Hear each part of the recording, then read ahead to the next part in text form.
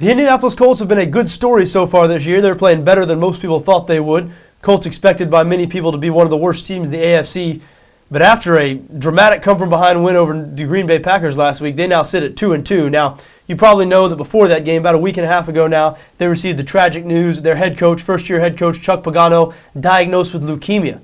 So he'll miss the rest of the season. We were curious to see how they would respond to that last week, and they were down 21-3 at halftime. And I was saying, sitting right here, we do live stream here from the BETDAQ NFL War Room every Sunday, and I was saying at that time, I said, boy, especially with the tough news the Colts have received, you'd think now it's even less likely than to come back from 21-3. I figured in that locker room the guys would be saying, oh, there's more important things in football, et cetera, et cetera. I couldn't have been more wrong. Colts came storming back in that second half again, beat the Green Bay Packers, who were 15-1 in the regular season last year.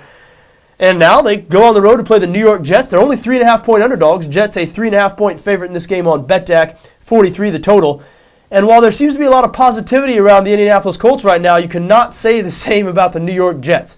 A lot of people thought this team could turn into a circus in the offseason when they brought in Tim Tebow, and it appears as though that's just what's happening. Now, in saying that, the Jets played better last week. They played better than most people thought they would.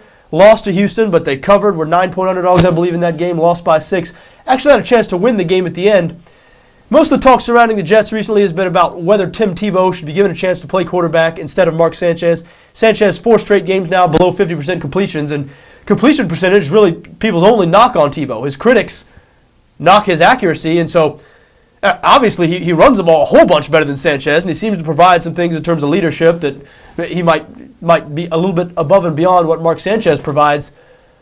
And so if Sanchez is going to throw for less than 50%, complete less than 50% of his balls, then why isn't Tebow out there? I think that's what a lot of people are saying. Now, in fairness, I thought Sanchez played better than the numbers would indicate last week. I think if you're going to go with Mark Sanchez and start the season, you can't take him out after last week's game. There were a couple things. Both interceptions were tipped, a couple of drops. He could have and should have probably had a better game than he ended up having. That being said, this team is bad on offense. They have to get Tim Tebow more involved.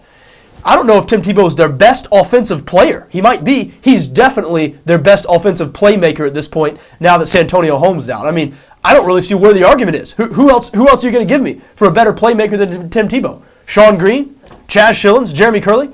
Jets lacking in playmakers, so they've got to do something. They've got to get Tebow more involved, I believe. We saw last year Tebow take over a team in a very similar situation, a team that a lot of people were writing off, a team with actually not quite as good a defense as the Jets have, so we've seen it before, and that's been a lot of the talk. That's not lost on anybody. A lot of people realize that Tim Tebow came in and sort of saved the day for the Denver Broncos last year.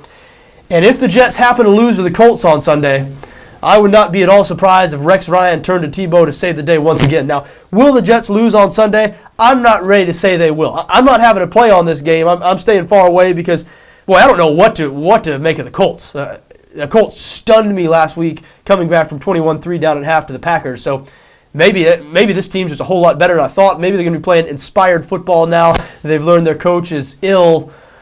Or maybe not. Maybe this was the team that we saw week 1 against Chicago and against the Jacksonville Jaguars. So anyway, I'm staying away from this game. Don't even really have a lean. I guess 43 is the total. I guess I would lean towards the under.